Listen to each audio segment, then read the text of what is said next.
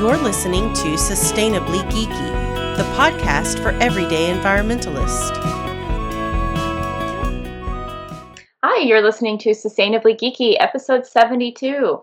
Today I'm joined by Dr. Lynne Sedgemore, an activist, executive coach, non-executive board member, priestess, interfaith minister, published author, poet, and former chief executive. She is the author of the book Presence Activism, which will be released on August 30th, 2024. So if you're listening to this as it comes out, you will have the chance to check the book out. And that's kind of what we're going to focus on today. So Dr. Sedgemore, thank you so much for joining. And I'd love to hear a little bit about the book, a brief synopsis, and I guess who your intended audience is with this book. Sure, great, thank you. And I'm so grateful for you having me on your show. Fantastic. Yeah, one of the things I love doing is synthesizing different things and pushing boundaries. So presence activism is a term that I've invented. And what it is, it's a combination or a synthesis of presence, climate peril. I'm calling it climate peril because I genuinely believe we're in peril, climate anxiety, and activism, particularly in the tradition of sacred activism. And I've combined those together. I talk about 5 domains of presence. I also have a practical process for healing climate anxiety through to a presence flower and an anxiety flower. And I'm actually encouraging people as best I can to really understand who they are, to be their best selves in these difficult circumstances. And I also have a whole chapter on embodiment and practical actions individually and collectively. So it's quite a collection of different aspects, but it's very practical. It's based in my lived experience of being an activist, a leader, and someone who practices presence. And my audience are activists, people who have anxiety, everybody, but particularly young people, professionals who are helping people with anxiety, and anyone interested in really how do I cope in this world at the moment, particularly in relation to climate anxiety and climate peril. Yeah. I think it's a very timely topic, obviously, with everything going on. And I know for me personally, someone who does get very anxious about the things going on in the world, not just with the climate, but just, geopolitically and et cetera, it can be a lot. So anytime I come across a book or a resource that kind of addresses that and even acknowledges it, it's helpful just to know that others feel the same way and are going through the same things and maybe have some tools to offer. So I'm very grateful that we're able to have this conversation and kind of learn from each other. So you kind of touched on this, but what was your inspiration to write this book, and why are you uniquely equipped to do so? Okay, I don't think I'm at all uniquely equipped on the climate peril side, and I do give a clear overview of that. I think where I'm uniquely equipped to write presence activism is because I've been exploring what is presence as long as I can remember, and I've explored it in different ways. But what inspired me to focus my presence around climate anxiety primarily is my granddaughters. I've got 2 granddaughters. They're now 21 and 18, and they both really suffer from anxiety, general anxiety, but particularly this. And being on Extinction Rebellion protest marches and talking to young people there, some of whom have given up their whole lives to be full-time climate activists, and hearing their stories of the overwhelm. And also I was a feminist activist, second wave feminist, from being 17, and I've spent time where I've had burnout. I opened the book with so many activists I know experience burnout, overwhelm, exhaustion. We've all been there if we're activists. And so I wanted to offer something. I'm 70 next year, so I'm an old baby boomer. So this is a way of me offering service to the younger generation, although I've found adults are finding it helpful as well. So that's what's inspired me to do it, is to support others and to offer a process into the world that can help to dissolve anxiety. Yeah. That's great. And I know you've written other books and you've been on this journey for many, many years. So I think it's nice to see kind of your journey and how you got to where you are. And I'll be honest, I am kind of new to the idea of presence and understanding, how to use a lot of these tools for managing anxiety myself. So it's interesting. I'm not going to pretend like I understand it and got it, and I'm, completely at peace with the world. But I'm kind of at the beginning stages of that journey myself, I guess. So it's nice to see that not everybody starts out just able to do it right away. Nobody gets set out able to do it straight away. I mean, other people might use mindfulness, might use meditation, might use spiritual practice, or might use, would have no spiritual or religious connotation. Just do exercises that de-stress them. Ultimately, it's about managing our nervous system.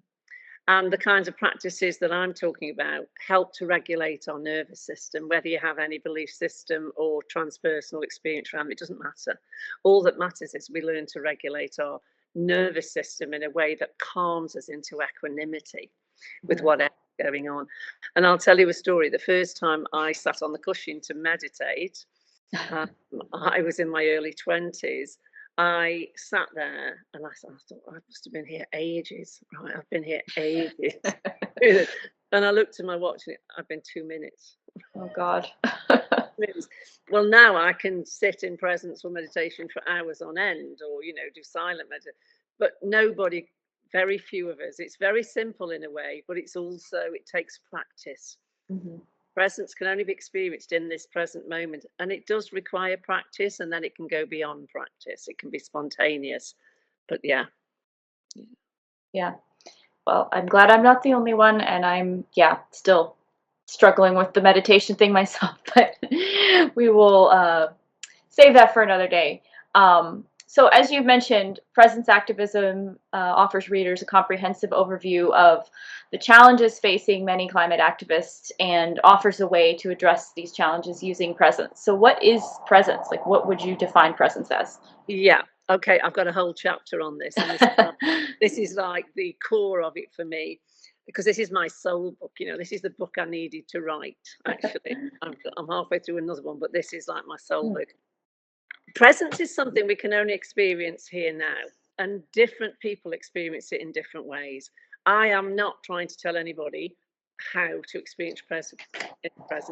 I'm encouraging them to learn and to practice their own experience of presence.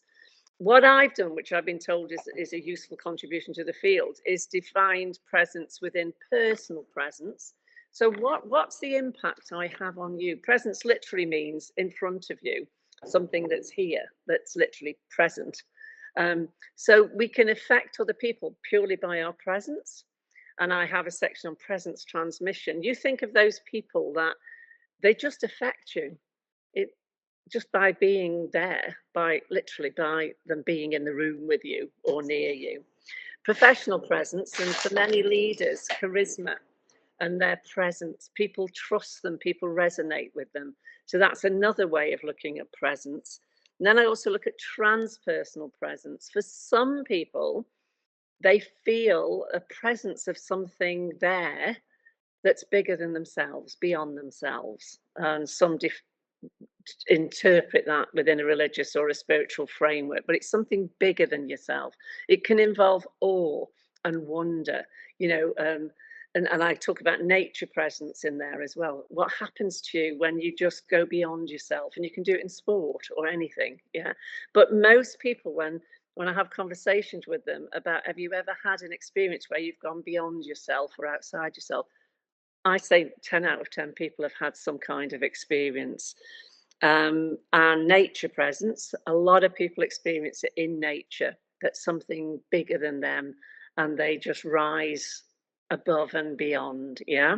And then here now, there's a whole tradition. Eckhart Tolle is the most famous of being here now. It's nebulous. You can't put it in a bottle, you can't see it, but you know it when you're having it. Yeah, you know it when that experience. So the way I write the book is sharing my own lived experiences, looking at definitions, and then inviting readers to practice presence along the way. Your presence, experience of presence, is yours. It won't be mine, it won't be someone else's. But what I do know is when you can really access presence, it enables you to have a calmness, a coping, an equanimity, an ability to cope. Mm. So why is presence the best approach Yeah. to dealing with specifically climate anxiety and other stressful emotions? I mean, we're given all of these things we can do, but why do you think this one specific thing is the thing that works the best? It may not be the best for everybody, and I consciously use the word profound. The subtitle of the book is a profound antidote to climate anxiety. If somebody needs medication, that their nervous system requires that, if they need talking therapies, whatever it is that they may need, please do that. I'm not one of those who's saying this is better than anything else. It's like complementary medicine for me. And for some, this may be enough without other aids. And that's no judgment on that. It's just what's right for you. It's free, it's always available. Yeah. I mean, if you're looking at it from that way, anybody can access it. You just need to practice and be open to it. What it's done for me is it's just I am a very I'm more in denial than anxious, but I'm a person who's very irritable and gets very frustrated. So what it's enabled me to do is calm my nervous system. In terms of trauma responses, I would be fight then flight, yeah, but mostly fights. Other people are fawn, freeze, friend. There's 5 or 6 trauma responses. What I know is that presence, and I have an appendix in the book on that, and I'm working currently with Kay Aldred, an amazing woman, on neurodiversity and calming nervous systems. Presence calms your nervous system, and it's something you can do anywhere, any place. Whenever I feel myself getting agitated now, I use a set of physical exercises, and I sit and be present. And it just brings your whole system, and then you're able to live and respond and act within climate peril from choices. Some people call it practicing the pause. It's stopping, it's calming, it's allowing a spaciousness and an expansiveness that you can make choices. And most activists are running around like headless chicken. I'm not saying they're not doing brilliant things as well, but they're also overly busy, burdened with a sense of responsibility.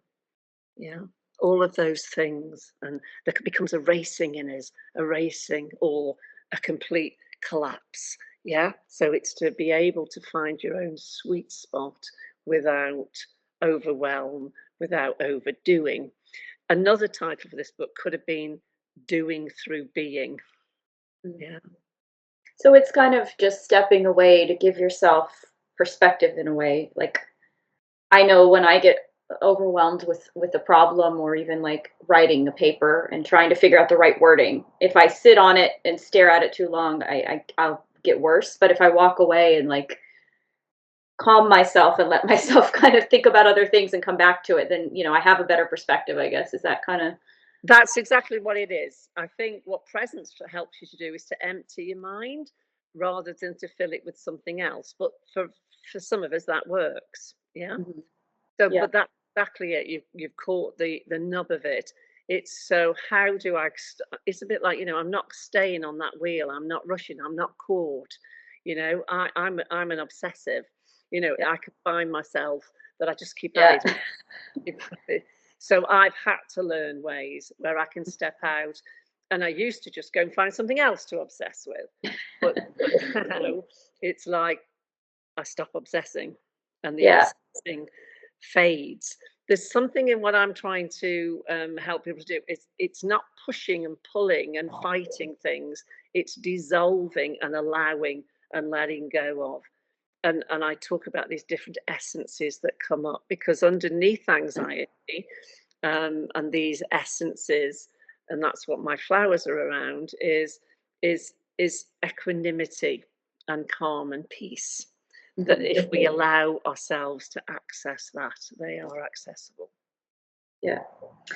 Well, obviously a big theme of the book is climate anxiety, and that's just one of many things that Presence can address. But it's becoming more and more common as more of us learn and understand the challenges facing the planet. And you talk about 3 responses to these challenges: mitigation, adaptation, deep adaptation, and extinction. So I was interested to kind of read these laid out, because I think I have a kind of a mixture of all 3 at different times. Yeah. And probably most of us do. So can you share a bit about these approaches and kind of where you stand? Yeah, I thought it was useful. It's quite a simple, straightforward overview, but for a lot of the people who might be reading this book may not know very much about climate approaches. So basically, well, for me, mitigation, that's the focus on reduction of greenhouse gases, net zero targets. That's the perspective that says we need to do something, and we still believe that it is possible to do them, and it will make things okay. Yeah, I think that's where climate optimism sits as well. So we can find that's where governments set targets. Whether they keep them or not is another issue, but targets are set. Communities, countries, governments come together to say, how can we find solutions to climate change, and often technological. So there's a whole range of different ones that I suggest other reading in the book, particularly stop rising temperatures, controlling heat in cities, etc. Yeah. So alongside of that mitigation, that belief that we can do, if we do something, is a sense, well, it may take too long to cure it. Therefore, we need to be adapting. So alongside doing the mitigation, we have to adapt, and we have to cope with rising sea levels, fires, heat in cities, by planting trees, a whole range of activities, and for most people, the adaptation doesn't really come in until it stares them right in the face. I'm really, really sad to say that, particularly in the West, that something horrible happens, and then they look at how we can adapt. A different position is deep adaptation, which was created by Jem Bendell, who I love his work. And at the core of deep adaptation is, do you know what? We're actually already in inevitable societal, political collapse, that actually we're not going to get out of this. So we have to adapt on a deeper level, and we have to learn how to live in this new paradigm, because we're already on a trajectory. And that involves potentially the collapse of capitalism, because capitalism continues to extract, to exploit, the greed of big companies. There's a paradigm here that is just not going to fix it, because people won't get out of that greed. Therefore, there's a much deeper level of adaptation. So I live in Glastonbury, and I'm a deep adapter. So in that sense, it's how do you, I chair a 25 million investment into our small market town, where we're greening buildings, regenerating buildings, setting up regenerative farms. So it's how do you work in your local communities, as well as on broader levels, to actually enable you to have food security, to have energy, to be able to live. But we'll have to live in different ways, very radically different ways. Then there is extinction, which is a more extreme. And this is where the belief is that most species, including humankind, are likely to be extinct, and we may all go and actually become extinct because humanity cannot survive this. We're in a sixth mass extinction, and that's people like Guy McPherson and Sam Carana does Arctic News, and they're predicting extinction quite soon, actually. I'm not there. I'm not there. I'm more in the deep adaptation. I think we are. You look around the world at the different things that are happening, migrations and the different displacements of people and the knock-on effects, because it's all interconnected. So that's where I am. I'm a deep adapter. Yeah. And then you've got the people who just deny it's all even happening. Yes. A whole other response. But yeah, it's interesting because I think I've realized to a certain extent that there were these responses, but I had never really, I guess, categorized them. And it makes sense because I feel like it's kind of a spectrum. You know, at the one end, you've got the capitalist can fix it all. We can use technology and suck carbon out of the atmosphere and do all the things and keep producing and living the way we have. And then on the other end, it's kind of like, oh, it's all hopeless. And I guess I would be somewhere in the middle as well. I'd like to be somewhat hopeful that we can adapt, but I'm also realizing like life won't be the same for the next generation and the one after. And, you know, that idea of hope is something you talk about in your book. And specifically this term hopium, which I found very accurate, I'd have to say, because it's kind of a combination of hope and opium, like an addictive hope that we can fix things no matter how bad they get. And I guess for some people that is helpful. But I kind of myself find it a little maddening. It's like the meme of the dog in the room that's on fire, and they're like, everything's fine, nothing's wrong, you know, this is fine. And they, instead of trying to fix it, they're just sitting there drinking coffee.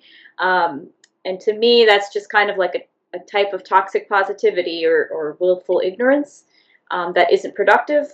But then again, I don't think that constantly bombarding people with the bad stuff is either. So I guess my question is, like, how do we find the balance between these two extremes, or what do you think has been effective in getting people to be, you know, motivated but not crippled by fear?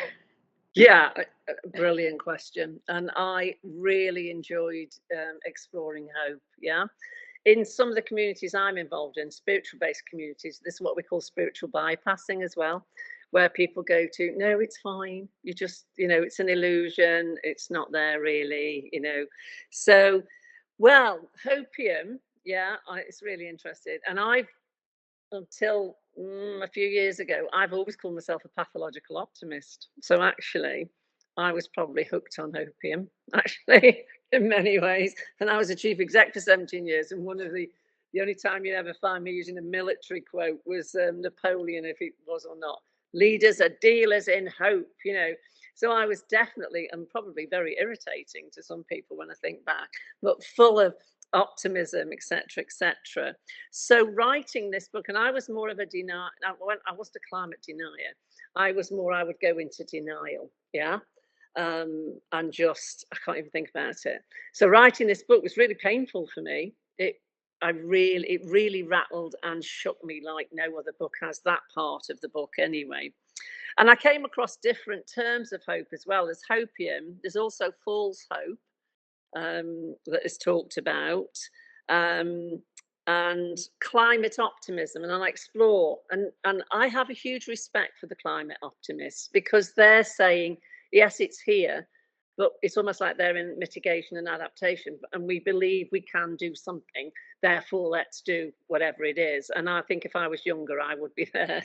And I think it depends on your personality, you see. Then there's also radical hope, active hope, which is Joanna Macy, and she says active hope is something you do, not something that you have. And I think that's really beautiful. And my opening quote in the book, not mine, from, you know, at the beginning, is, on the last day of the world, I would plant a tree. And I think that sums it up for me, that you are still doing something, offering something, even on the last day of the world, you're planting a tree. And for me, because I'm an older person, of course, that brings in about doing something for future generations, that I may believe that this isn't going to help where I am now or in my lifetime, but I'm doing something that will offer something for the future. I now believe that I'm a realistic hoper or a pragmatic hoper, and that I have a deep trust. This is where presence comes in. I found it really interesting. A lot of the scientists, climate scientists, including Jen Bendell, move towards a sense of the only way they can live in the world now is if they live in the moment and they have a reverence for the planet. So they move into this realm of, call it what you like, awe and wonder, being in the moment, finding meaning, finding a purpose. And I think we all need meaning and purpose. So if you carry that definition from Joanna Macy, that hope is something we do, not something we have, then I think you can find your own sweet spot and understand I did a talk last week, and most of the people who came up to the end, it was all, oh, you've just really helped me to think about hope in a new way because I'm feeling hopeless. And hopelessness is a horrible feeling. So I think you find your own sweet spot. Finding my own stance on climate peril has been a release for me, and I needed to work it out for me, and read positive things as well. I include in the book, references to people who write articles about how the world has improved, because it has, and that's not unrealistic. Have a community, a group where you can share and talk and belong. Yeah, the Glastonbury Town Deal is mine. And find a way to influence something that matters to you. Doesn't matter how big or small it is. It can be your next door neighbor. It can be a small group. Just influence something that enables you to feel you've offered something, and it meets your sense of belonging and purpose and meaning. Yeah, that's a really balanced way to look at it, I think, and maybe not get too caught up in the extremes on either end, because I think being overly hopeful can be just as harmful as being hopeless sometimes. Especially, if you're prone to one type of thinking or another. Well, I mean, we've gone through quite a bit already, but is there anything we haven't touched on, or that maybe came up that you want to discuss now? No, the only thing I think I'd like to say, because I've got a chapter on climate anxiety, and I went really deeply into that. And remember, I was writing this 2 years ago because it takes, publication, production time, and it's come more into the fore now. So the book's very timely, I think. I think it's really important that we don't pathologize anxiety. One of the things I say very clearly, to be anxious in the world today is a rational, sane, understandable survival response. So I think that's really important, and that's one of the things I've tried to do in the book, to legitimize climate anxiety. It is becoming something now that's understandable, that's been studied, that's been accepted, that psychologists and other professional fields are recognizing. And so I think that's a really good thing, because it's a very, very real experience, psychologically, mentally, physically, on many, many different levels. So I think that's all I want to say, really, that I want to kind of be part of bringing people's attention to the rationality of anxiety. And it hurts. We suffer when we're anxious. But I don't want to pathologize it. I want people to be able to relax. Quite a few people that I've done some workshops with have liked the way that the process is very gentle. It's an unfolding, a dissolving, and they've just felt that they could relax into it. I've just had some really beautiful feedback last week about that. It was a different way from a scientific approach. Yeah. I think that's so important, because I know when I first started learning about some of the things happening in the world, I would sometimes feel almost embarrassed, like I was overreacting, because if I would share some of my thoughts and feelings with people, they would just kind of brush it off, or make it seem like, oh, you're overreacting, it's not a big deal, things aren't going to get that bad. I still even get that, today. But I think it is important to legitimize those feelings and share that you're not the only one. And yeah, we're all panicking here, and our house is on fire, and we're not overreacting. Yeah, Because and the daily bombardment now that we, even if you don't look for it, you're on the receiving end of it in some shape or form, because there's just so much, yeah. in a modern world of such avid social media. Yeah. Yeah, and the more you learn, the more you realize how much is affected by the climate and the biodiversity loss. So you can make the connections without it explicitly being stated. You can see, oh, there's another flood, another storm or tornado, and instantly make the connection that this is climate, even if they don't say it. So the more you learn, unfortunately, the more you notice and get more stressed. But and a key part of presence is feeling the interconnection. Feeling that we are all interconnected, and we're particularly interconnected with the planet. Yeah. Because when we have that feeling of being so interconnected, you don't want to harm anything or anyone. That deep respect for others, and I absolutely adore the young people who are really wanting to do good things in the world, social entrepreneurs. There's such a caring. I think the young people today, it's a generalization, but on the whole, you're far less materialistic than we were. COVID brought a whole kind of exodus into rural areas, for people saying, what is my life about? Is it about working every day? Is it about money? Is it about material things? What does it mean? And I have huge admiration for that. I think it's beautiful. Yeah, absolutely. Well, I guess we'll move on to kind of, if you have any other resources that you'd like to share with listeners who want to learn more. Your book is a treasure trove of other books and articles and essays, but if there's anything that stands out that you'd like to share with our listeners, feel free. Yeah, I've got 5 pages of online references and 8 pages of bibliography of books. I counted them for this. I really enjoyed the Guardian and the New York Times climate sections. I actually find them really useful. I do read them on a daily basis. And just to point out, Jen Bendel's work, Joanna Macy's, Satish Kumar, people may not know. And I'm an Extinction Rebellion rebel, and I love the things that they do. There's a new one coming up in Windsor. The last one was in Bath. So I'm on the mailing lists of all the Extinction Rebellion updates and events and happenings that are still happening in England. I'm talking about. So yeah, I really enjoy them. But yes, I've got a cornucopia of resources in the book. Yeah. Awesome. And we will link to the ones you mentioned in the show notes for those interested in learning more.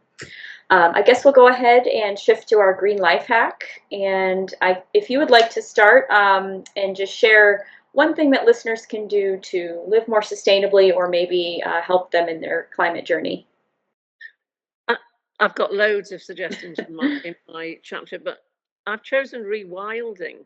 Yeah. My husband and I have rewilded our garden, and we're part of projects in the town and others, communal rewilding, and planting trees. The reason I share that is because it's such a beautiful thing to do. We don't go away in the summer now, so we can just watch all the bees and the butterflies literally outside our back door. So I think being part of rewilding, whether you can do it yourself or you can support others to do it, planting trees, just really putting back into the earth and nourishing, the earth. She is our mother and encouraging other species to flourish. So I would also give a call out for Faith in Nature products and Earth Breeze Eco products, because those, I think, particularly Faith in Nature, because they put nature on their business board, which I think is a brilliant thing to do. But out of all the things, I chose rewilding as my green hack. Yeah. No, that's great. And I think we should do away with lawns and Yeah. let our gardens go feral and, you know, become biodiverse again. So I love that one. Exactly. Well, my green life hack, I guess, is kind of, I was thinking about in the book, you know, even though I'm not quite sure I understand how to be present all the time, or I'm still learning.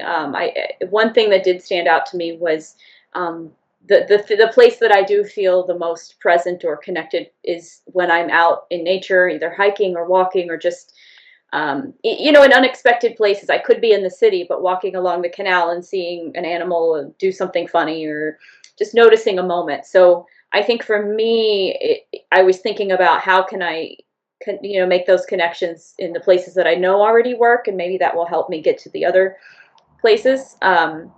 So I guess just making more of a conscious effort to get out in nature, because I do live in an apartment in the city, and it can be hard sometimes, you know, even though I walk everywhere, I'm always surrounded by cars and people. So finding ways to just maybe make a little trip farther outside of town, or to the parts of town I know are green. Yeah, brilliant. Yeah. And just allowing yourself to be in Yeah. that nature, because you're already describing your version of presence when you're in nature. You already have it. It's just giving it more attention, giving it more, giving it more time and allowance, and yeah. Because every time I do it, I'm like, I should do this more often. Yeah. And then, you know, life happens and you get distracted. So yeah, making that a priority. So if that helps anyone else, hopefully that is something you're interested in trying as well. Well, Dr. Sedgemore, thank you again for being on. And can you share where we can find you and or your book or anything else you want to promote online? I do have a website, it's a little bit out of date, lynsedgemore.co.uk. I must update it. My book, it's in America from the 1st of September, in Europe from the 30th of August. It's on all online bookstores and available in different ones, and it's also an ebook. It's also available in ebook, and I'm on LinkedIn as well. Okay. In LinkedIn. Yeah. Awesome. And again, we'll share those links in the show notes for anyone interested. You can find this show, of course, wherever you're listening now and anywhere you listen to podcasts, on YouTube, Instagram, Facebook, and Twitter. And you can find me personally on Instagram and Twitter at Het's Gonna Be Me. Feel free to share your topic suggestions, guest ideas, and any other feedback you have. If you don't already subscribe, like, do all the things to help us be seen by more folks. So Dr. Sedgemore, thank you so much for being on, and for the work that you're doing to help promote presence and peace within the world. And thank you for all that you're doing, and I'm delighted to be a guest on here, and really, really enjoyed this conversation. Thank you. Absolutely, me too. For everyone listening, have a great rest of your day.